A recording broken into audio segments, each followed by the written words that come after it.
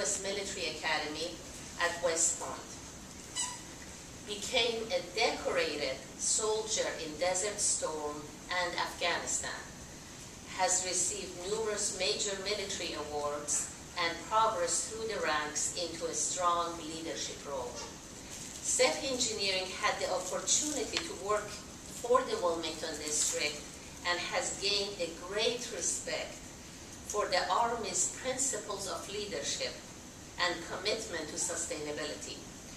Colonel Baker sets an example with over 2 decades of leadership experience in the U.S. military of team building and how to get the job done. Today he will share his lessons learned in leadership and problem solving. Please join me in welcoming Colonel Baker.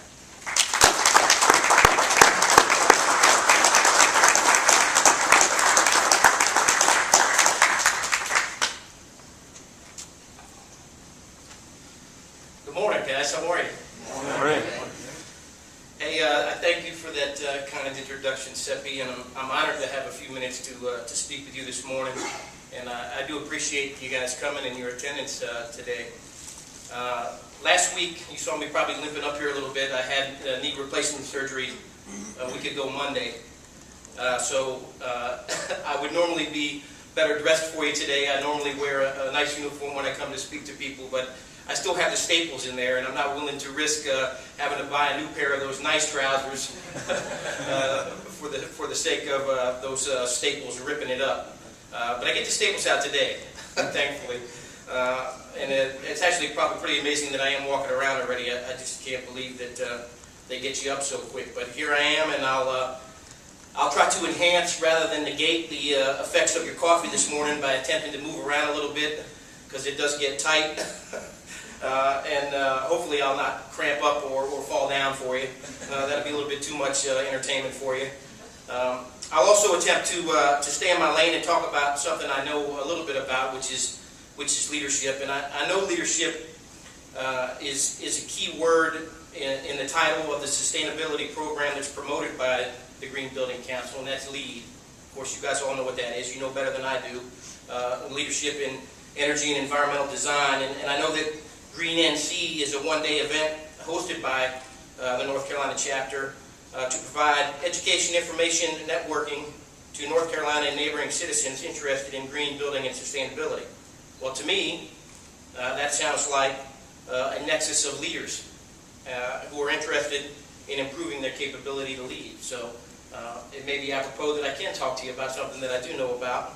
But before I dive in to some of the personal and professional leadership tenets that I've gained over the past 30 years in uniform, including West Point, I'll allow you to let me engage in a little self-deprecation regarding the actual energy and environmental pedigree that I have, which is not much. Because I have to say, I feel a little bit underqualified to talk to you about some of that, particularly given the expertise in the room regarding green building and sustainable engineering and construction. I say this because I started my graduate work at the University of Florida in environmental studies, and after a semester of hydrology and water chemistry and a couple other things that really kicked me in the jimmies, I am embarrassed to tell you that I switched out and went back over to the civil side. Not because I didn't like it, but because I was getting kind of buffaloed a little bit. At least at the University of Florida, a lot of those classes on the environmental side were entry classes for a graduate, but they were also senior level core courses for the undergraduates. So yeah, we had guys in there that were at the top of their game, had been going to school for 4 years, and I was in there trying to play catch up after being out of school for 8 years. So it was a little challenging. Dr. Delfino will tell you. Anyway, but I did, even though I switched over, and also my wife was over there in civil having a grand old time. So I abandoned my team there at environmental and went over to civil and construction. But regardless, my master's thesis back there in 1997 still took an environmental angle, and I I took about 120 pages to discuss the many challenges that the construction industry was facing at that time as they began their kind of transformation into sustainable construction. And it is abundantly clear to me now, as I went back and looked at that, which is kind of scary if you ever do that, go back and look at something you wrote a long time ago, that many of the challenges that I foresaw back then have now also turned out to be opportunities for both public and private collaboration towards more sustainable construction throughout the U.S. and the entire world. So, needless to say, most of you in attendance today are probably more qualified to speak about sustainable development and engineering and construction than I did, but you know, I did stay at a Holiday Inn last night, so I think I'm going to try it anyway. Not really. But I am married to a lead associate, and I think some of that green rubs off on me. So I'm hopeful to be able to talk to you a little bit about that after we talk about some leadership lessons. So with that small digression, I do have a few messages for you today that I hope will resonate, because I do firmly believe that leadership is something that all of us can develop and improve during the course of our lives, both personally and professionally. So given the mission and the purpose of the Green Building Council, along with its association with LEED standards, clearly leadership is critical for you to obtain your goals, especially in this era of shrinking budgets. Effective leadership will be essential for all of us to achieve as many of our sustainable goals as possible. So let me ask you a question. You know, what do you think leadership is? Do you think it's is it an art or is it a science? Yes. Yes. That's very good. Yeah. Well, these questions, and the other question is leadership innate, or is it something that can be learned, trained, or improved? I'm agreeing with all of you. Now, these questions have been often debated, and while there are many divided opinions in my leadership journey, which probably started as a child as captain of my lacrosse team, I found that leadership to be part art, part science, and it also has the capability to be honed. Although some individuals have more innate capabilities to lead based on a host of personal characteristics: charisma, likability, trust, integrity, loyalty, the list goes on. So there's definitely some things that are innate, that are a part of your character, that make you have a better capacity and capability to be a good leader. So without doing a full dissertation on what leadership is, and hopefully adding some value to your attendance today, what can you do to be a better leader? You already have an admirable cause in improving the sustainability of the planet. I mean, your cause is good. Does that not sell itself? You would think it would, but I would tell you from a customer perspective and the customers that I have to deal with, you have to be able to sell it even further. And it does that more for some than others. So to better convince those on the fence that may not see the wisdom of some of the required upfront costs, or those that are simply not inclined to reduce scope somewhere else, leadership definitely has a role. After all, what is leadership by definition? In most every definition that you look at when you talk about leadership, it sounds something like, you know, being able to influence others to do something that they might not otherwise do. Something along those lines is normally what it boils down to. So, the first thing you really have to do, like any other challenge in leadership, is you really have to take some time to understand yourself and how you are the most effective leader that you can be. So you have to do some self-analysis, and that takes some time. It may take getting with somebody you really trust, your spouse, your significant other, to talk about who you really are as a person and what makes you a good leader? Because some of us, all of us are different. Some of us are, doers. Follow me and do as I do. Some of us are cheerleaders. Some of us are dictators, and they like to direct every detail of what's going on. You have to understand what your natural inclination is as an individual before you kind of enter the fray with leadership. So regardless of what you're doing, you need to know yourself. You need to take some time to really analyze that. And that doesn't mean that you can't adjust your style. You just know where you're starting from. You know your starting point. So you know how you can adjust yourself this is where the art of leadership comes into play. You know where you're at, and you know what you have to do to make changes to your own leadership style as your challenges are presented to you.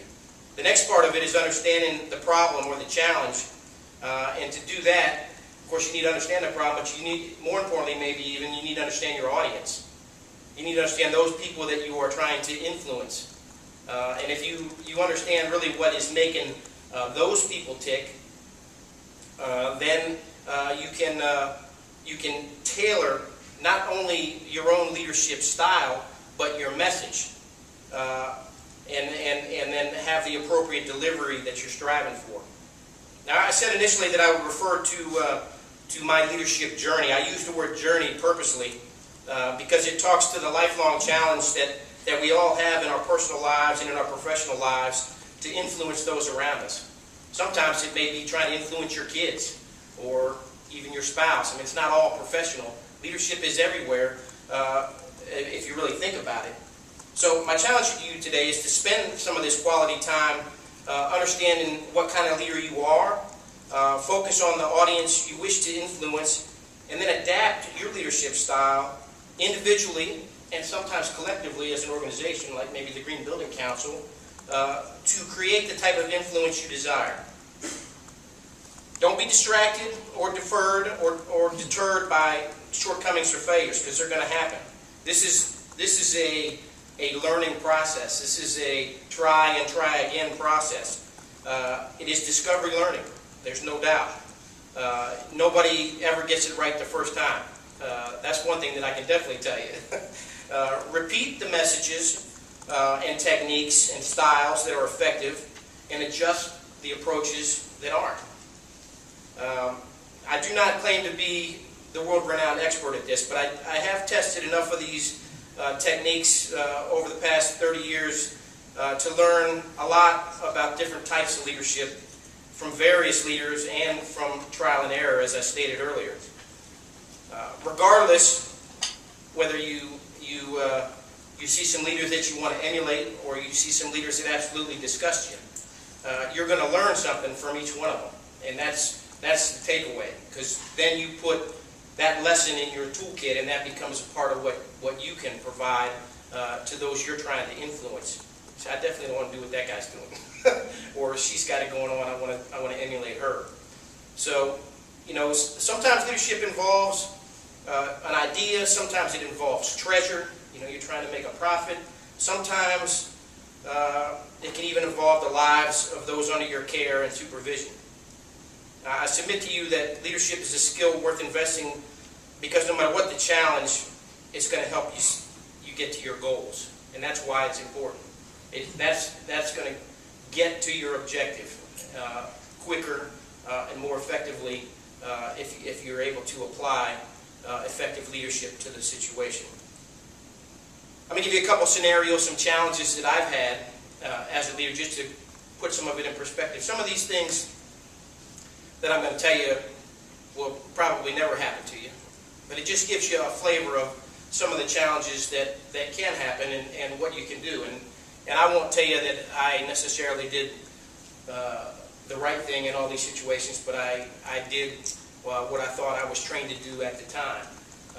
And do I second guess? Do I constantly AAR my actions in some of these events? Well, certainly I do, particularly when they involve the lives of soldiers and the health of soldiers, and decisions that you make you can never take back. You can't help but do that, because if you have any conscience at all, you will do that. But it does help you learn. So the first thing I'm going to tell you about is what I call the Mother's Day event. And this was an event in Afghanistan that kind of changed my life a lot and made me grow a lot as a leader. Now, so it's a little bit of a tragic event, but it speaks to some of the things that I'm talking about today. I was tasked, I was a battalion commander in 2007 on Mother's Day. We were given a mission to go into Pakistan on helicopters, about 14 of us in 2 helicopters, to try to resolve a border conflict between the Pakistanis and the Afghanis, where they had been killing each other for about 3 days. So about 40 people had been killed over 3 days over essentially a border skirmish. You know, that's my land, no, that's mine. You know, they were lobbing rounds and shooting at each other, and they had hit a school. It was getting a little bit ugly. So my boss said, you know, go handle this because I got something else to do. And it was in my sector, so I said okay. Now, so I had one of my Afghan governors that was the governor of that area, and I had about 12 of my guys. I had a border patrol general from the Afghan side, and I had a State Department rep, and a couple other folks, but not a large team. Anyway, we negotiated for about 5 hours. It was literally like playing kindergarten cop. It was not fun at all. You know, it was almost having to break up fights. It was that testy, and not a lot trains you to deal with that. I don't think I got any specific training to be a referee between Afghans and Pakistanis, particularly at that level. It was a Pakistani general, 1-star, was the lead Pakistan negotiator. Regardless, at the end of 5 hours of pain and turmoil, we had come upon a short-term ceasefire agreement and a long-term list of things that we could do to make the situation there at that border crossing less tenuous. As we were leaving the border flag meeting, we were waiting for the helicopters to come in. Bottom line is we got ambushed by the very Pakistani guards that were supposed to be protecting us. There's about 100 of them surrounding us, but one of them inside the compound basically opened up with a full magazine of AK-47 from about 10 yards. So my operations officer, my S3 major at the time, Larry Bogus, was killed immediately. He was hit in the head, and then I had my interpreter was hit in the shoulder and the thigh. My commo chief was hit in the shoulder. My personal security detachment leader, Sergeant First Class, was hit in the chest. A couple other minor shrapnel injuries to some of my gunners and other folks. My medic, of all people, was able to shoot and kill the original shooter, my medic. And then rounds started coming from everywhere. I had a brick radio on my chest, and it had a bullet all the way through it, so I no longer had communications. So basically, we had to get our dead and wounded and get them into a truck and try to get out to the HLZ while under fire. So after this first guy fired, then other rounds were coming in. We don't know who was firing at us. And there was only, again, about 12 of us. And they were about 150. So it wasn't a good day for the home team. Make a long story short, the helicopter showed up with their Apache escorts, and the fire from the bad guys simmered down quickly after that because they didn't want the helicopters to open up on them. And we were able to get our wounded and dead out of there. And it was not a fun experience, but we did get everybody out and back over to the Afghan side where we got to the cache and got everybody seen by medical that could be saved. So that was just the event itself. Then what happened after, of course, is we had to get back to our base camp. Everybody had to understand what had happened. I had to, after the notification team had gone to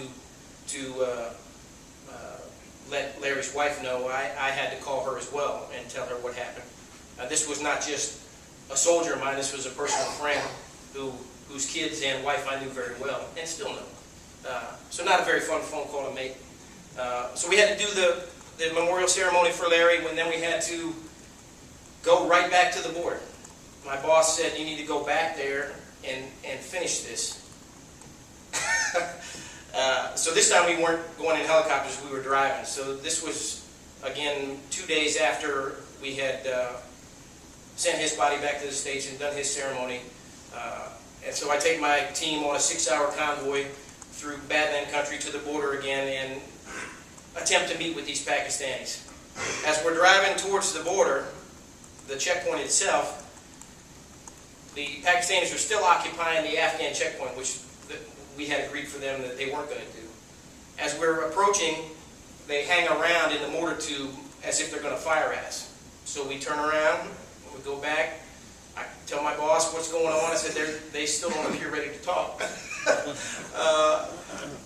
So we stay overnight again at some makeshift rally point, and then I get a bunch of A-10s and a bunch of other combat aircraft support in order to try again. So the next day we try again, and we get all the way up there, and of course the whole team that the Pakistanis sent up there to meet us were none of the same people that we saw before.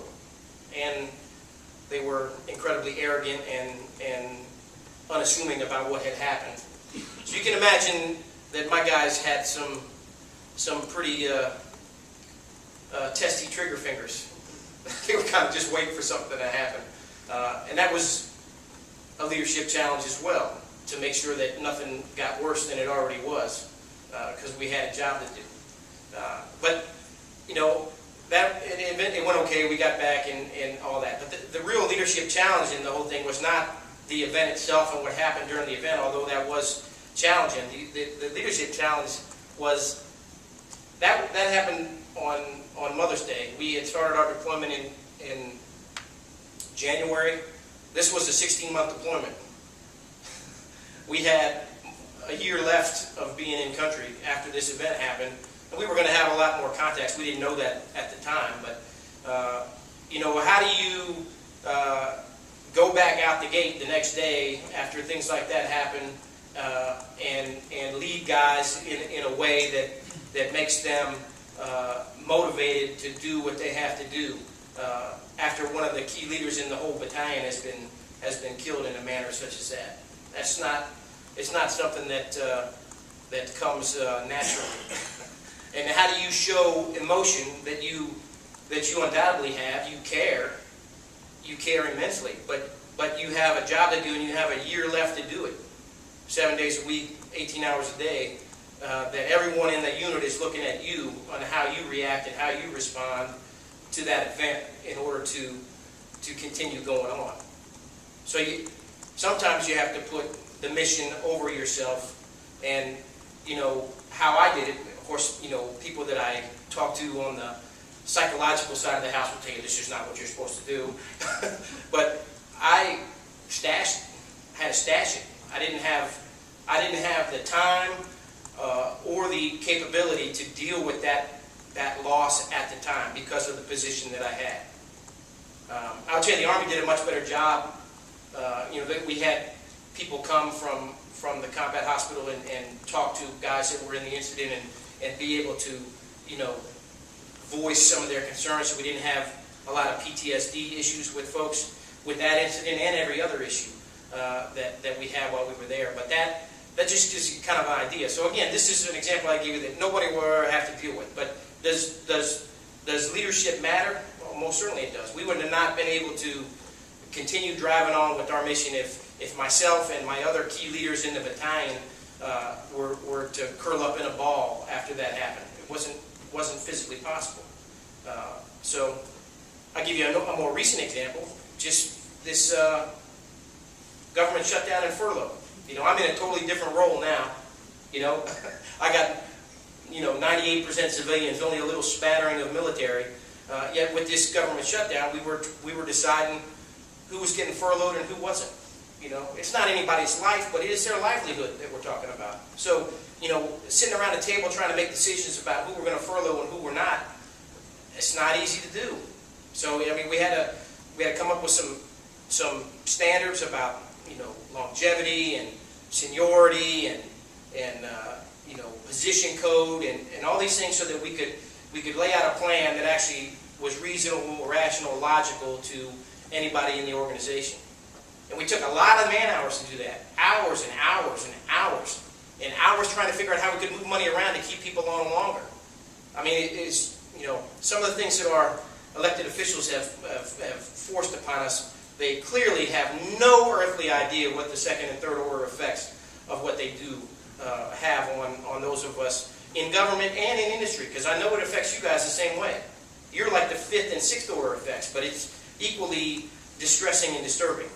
So the lack of leadership at that level, simply amazing.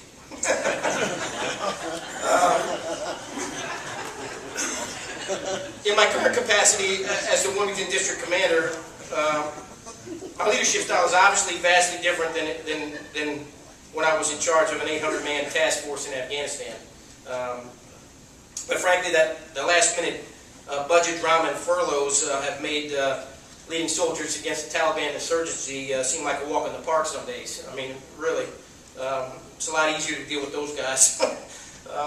But whether you're leading a unit out the gate in Afghanistan or trying to protect the livelihood of your employees and their mission to serve the public, trust from wanton and indiscriminate cuts, leadership has a role.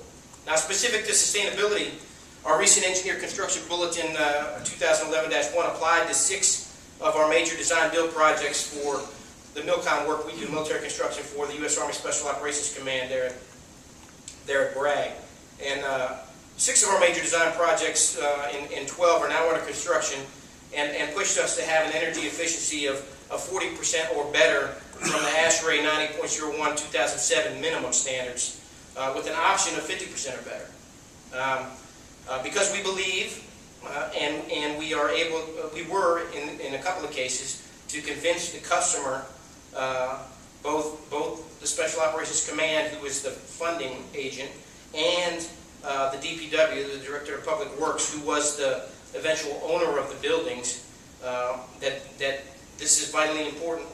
You know, it's an advantage to you in the long run. We were able to get 2 of those 6 projects better than 50% by using ground source heat pumps in lieu of water-cooled chillers, despite the additional upfront costs. So it's a small victory.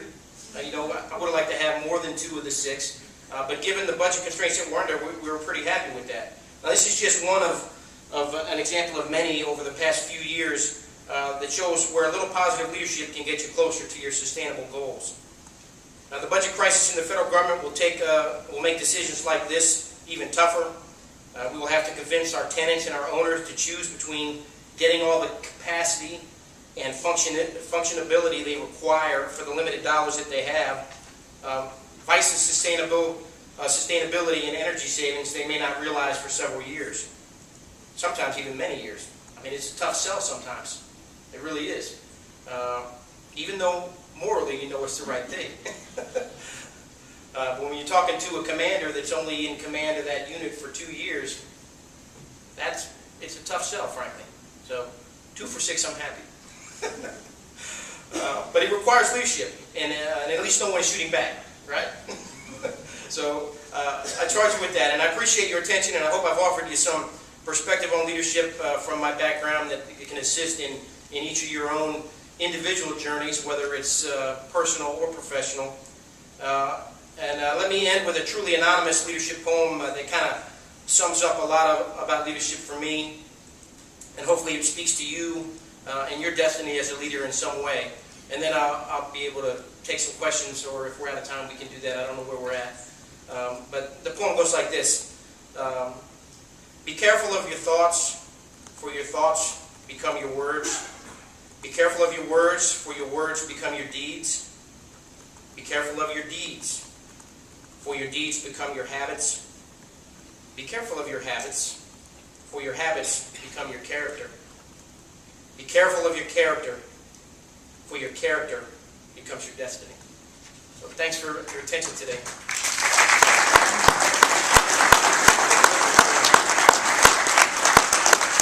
You want me to take questions, or are we out of time? Okay. Please, anything you want to ask.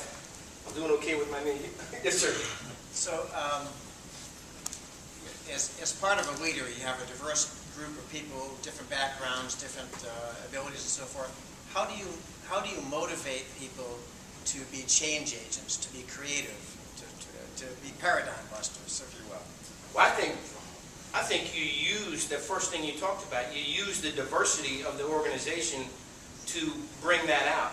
Because when you get people at a table that are more diverse and not uni-thinking, I think people see things from a different angle, and it allows them, it motivates them to actually start to be a change agent. They can get on board with another point of view or an angle at the problem that they may not have otherwise thought about. I think it really, the diversity helps you create this energy and this juice that allows you to actually get after something better. I found that in every military organization I've been in, and in the Corps of Engineers as well. It's our strength, not only as a nation, but as a military and as the Corps of Engineers. The range of ideas and thoughts actually helps us get there rather than inhibits it. It can if you're not careful, and if you're not open to every idea and every thought. If you're discriminatory in any way against any color, religion, shape, form, background, whatever, I think you shut that down quick, and it does inhibit it. But if you don't, and you let things play out, I think it helps you get there. That's just my experience. Probably not the same for everyone. Now I know all organizations are different. You get different cultures in every organization too, but at least in the units that I've been in, that's been the case. Sure. Yes, ma'am. So, how do you dig deep?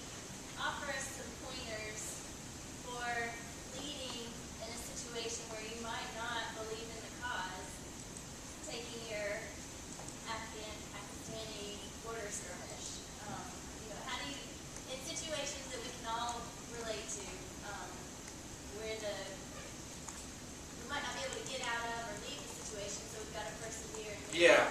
So how do you handle that?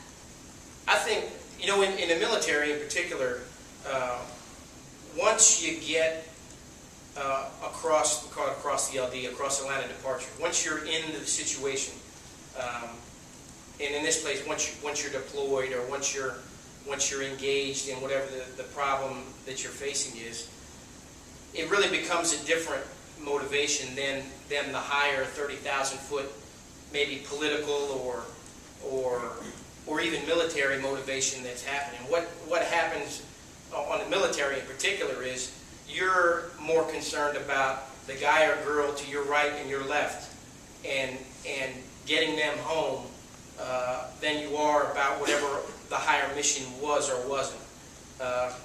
And that applies even to the furlough thing I gave you. Clearly I didn't agree with what was going on with Congress, but we were gonna bust our tails to try to figure out a way to keep people employed longer and to make right and logical decisions no matter what was being done above us. So you kind of gotta stop looking at the strategic, maybe and operational goals and focus on your tactical level, your personal level responsibility to the people that you are directly leading, the people that you are directly supervising, the people that you are responsible for and you want to take care of. You do it for a different motivation. You do it because you want to make it better for them, regardless of whatever the lofty goal above that is. You kind of have to take it down a notch.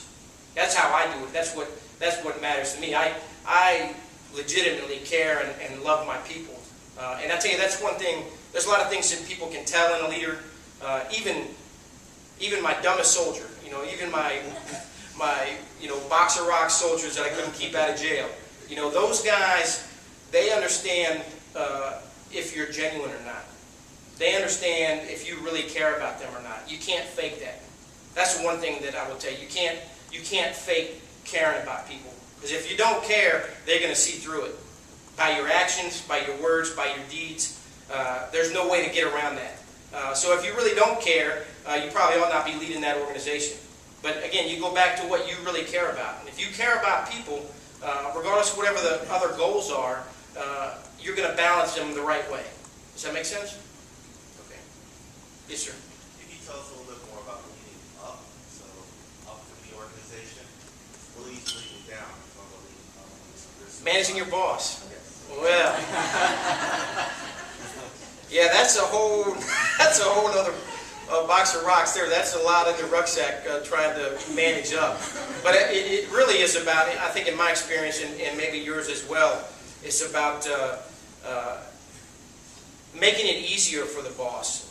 You want to feed information so that you're giving him or her enough information, but not too much information. And again, that it kind of goes back to what I said at the beginning. You know, this knowing yourself and knowing the audience or the the people you're trying to influence. It kind of goes back to, like, some of you know who Sun Tzu is. Know yourself and know your enemy, and you'll be victorious in 100 battles. It's kind of the same thing. You know yourself, know your boss, and if you really understand what is making them tick, you can tailor the information that's going up there so that you're not getting more help than you need or less help than you need. So I've kind of dealt with it in that manner, because I've had some that have been dictatorial, and the way I deal with those guys is I give them too much information up front where then they don't want anymore, and then they back off me. Give me my leash and let me run.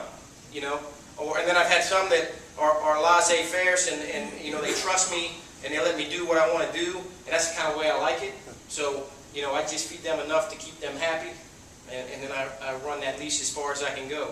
So I think it's a matter of figuring out what makes that guy tick or that higher headquarters tick, and then balancing the information flow the way that it most benefits you. Does that make sense?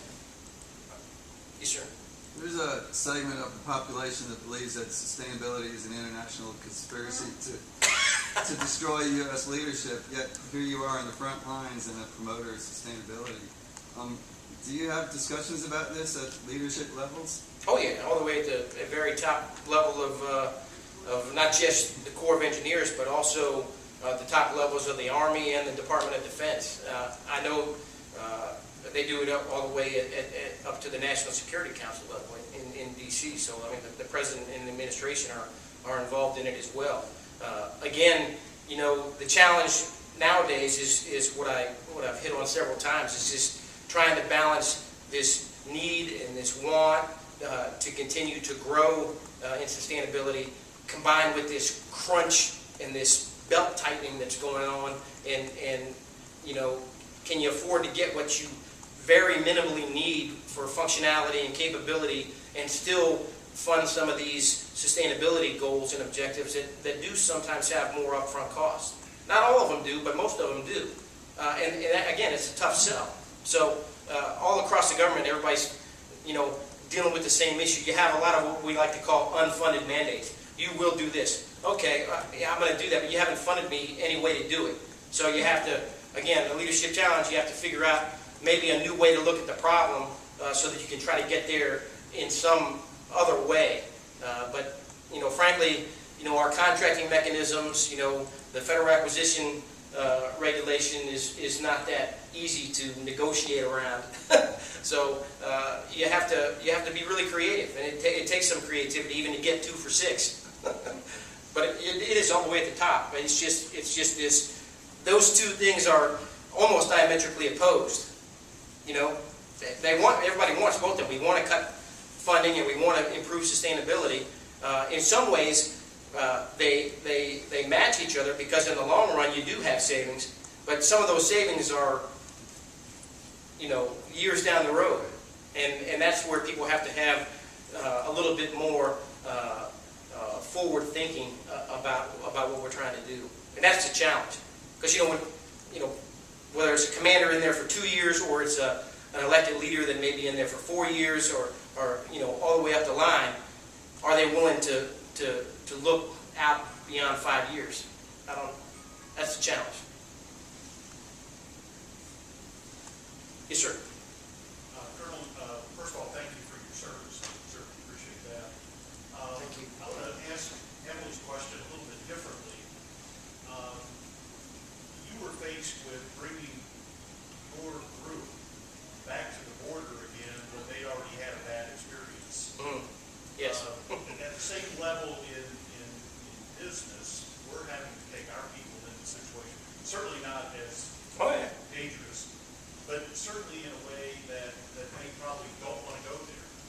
Now, my question out of that is, was just duty enough to bring your guys there, or was there strategies that you had to employ as their leader to get them there? Was there things that you had to do, strategies you employed, or was duty, the answer? A little bit of both. I mean, clearly, I was given an order and I had a duty to go back there. I wanted to finish what we had started, really for the legacy of Larry, and that he hadn't given his life for no reason. And in the end, that border truce did hold, and we were able to get everything back the way it was supposed to be, and we didn't have any other problem there during the rest of my deployment. My guys wanted to go back there for probably other reasons, which was the opposite challenge. No, we're not going to just go over there and start opening fire on these guys. And maybe that made it a little bit easier because there was a whole different group of people we were looking at across the table. But my guys behind their machine guns in the trucks didn't know that, and they didn't really care. But they understood that we didn't need to make it worse than it already was. I mean, we had been obviously violated, and in a unit that's in combat like that, you have everyone is your brother and your sister, and you're willing to do whatever it takes for that person, and they were for Larry as well. There's 4 primary leaders in a battalion. There's the battalion commander, there's the XO, there's the S3, and there's the command sergeant major, the senior non-commissioned officer. So they had killed one of our 4 primary leaders. So that's like taking out your CFO. So you don't want that. And they were looking for revenge. So I had to do a lot between. Particularly after they were hanging around on us again when we tried to go back. I had to spend a lot of time going around to each of the teams, talking to them about, we're going to try this again, and we're going to do what we have to do, and we're not going to, be bloodthirsty animals. We have all of our Army values that we do live by and we do think about. So I think you have to go back again to character and values when you're in a situation that you can't control, and that you have a mission that you may not totally agree with. You got to go back to the core values. And every organization, every culture, has their own culture and has their own core values. A lot of them have some of the same rallying points, but if you go back to the core values, that's the way that I tried to motivate them. So we can't just take revenge. That's not what we do. If we were to do that, the enemy would do that too. Of course, the enemy over there does do that, but that's a whole other thing. So, anything else? I greatly appreciate having the time to talk to you today. Thanks so much.